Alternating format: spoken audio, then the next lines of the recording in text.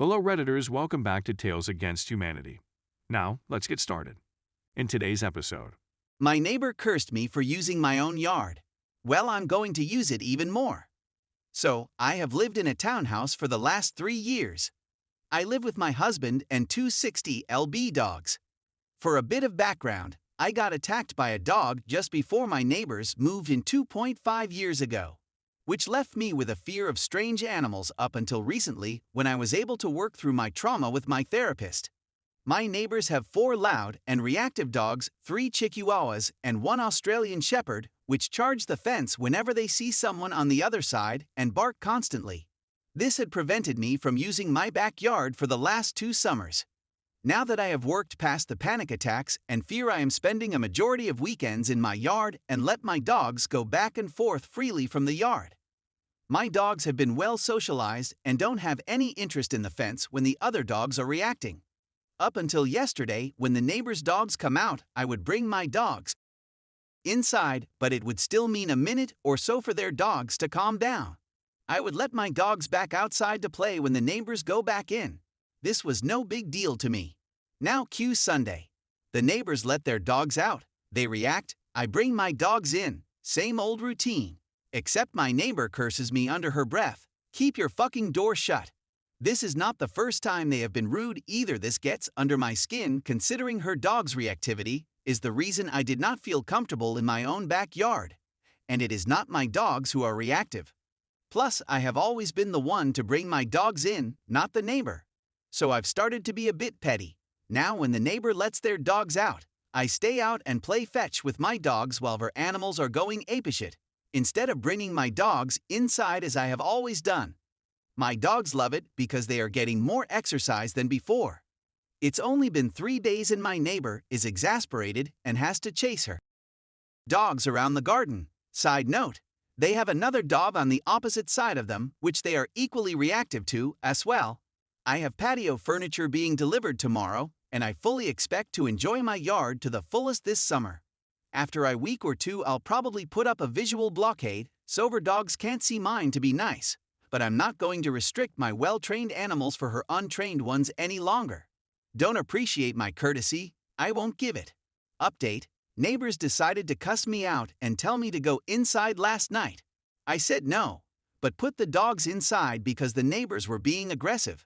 They said our dogs should be able to be outside to go inside. I said your dog's reactivity is not my problem, and they are more than welcome to use your yard. The fact they can't stop charging the fence long enough to piss is your issue, and stood in the middle of my yard.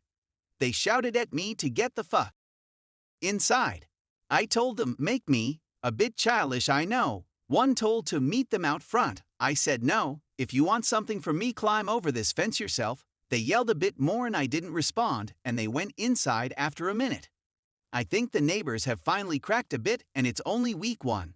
Not proud and honestly don't want to deal with this nonsense, but I'm not going to bend to a bully. Story 2. Secure your load. I live in a rural town on the main road. We don't have trash pickup. Everyone gets a dump pass for $75 and brings their trash to the transfer station.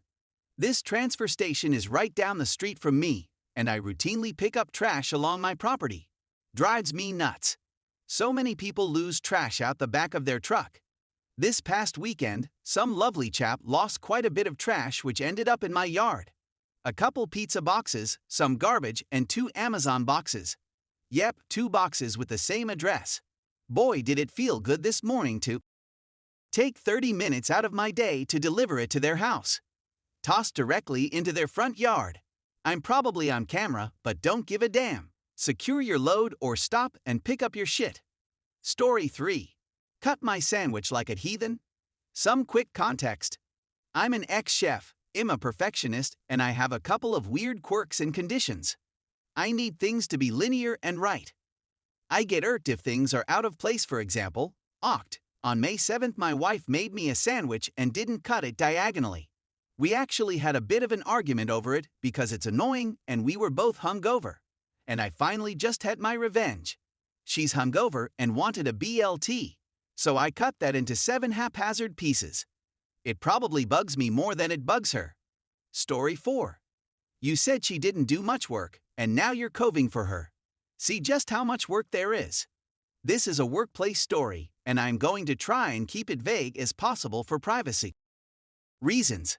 Hopefully it's still understandable. In my workplace, there are a few departments. The ones relevant for this story are mine, which we'll call Output, and the other one which we'll call Admin Support. Output has about 120 people, including myself. We use a lot of materials and equipment to get our work done. The Admin Support group is much smaller, maybe 15 people. There are 2 managers in that department, including Fool One. One of the women on the Admin Support team, Sue, is one of those lovely people that you want to have in your workplace. She's kind, bubbly, and does her work well. She is responsible for preparing all the equipment and materials that Output needs. Sue's work is tricky because she needs to manage all the materials we need on the floor and also handle all the special requests that anyone on the Output team needs. Depending on the day, she can have very little work, or some days it's just non-stop. Her boss, Fool One, comes by on one of the days where Sue has very little work to do. Fool One doesn't like seeing Sue sitting there doing nothing, but can't file a formal complaint because Sue is too good at her job, inventory is fully stocked, all special requests completed earlier, etc. This seems to bother Fool One. So Fool One publicly berates her for doing nothing, tells her to look busy.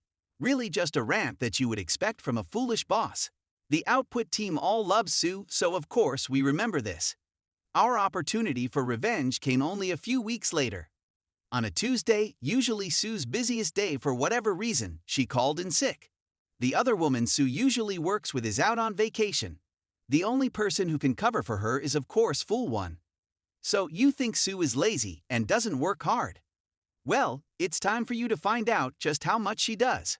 Word quickly spread on the Output team, and we decided it was a great day to stock up on all the possible custom equipment and materials that we would need for the next couple weeks.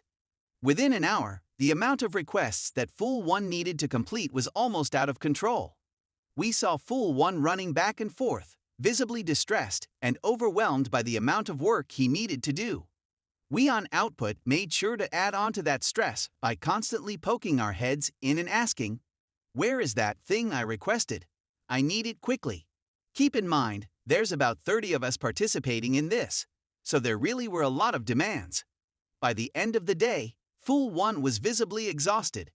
He did maybe 2/3 RDS of the requests we put in and stayed several hours later just to finish it all. The following day, Sue came back, and she laughed when we told her what we had done. As far as I know, Fool One has never complained about Sue's work ethic ever again.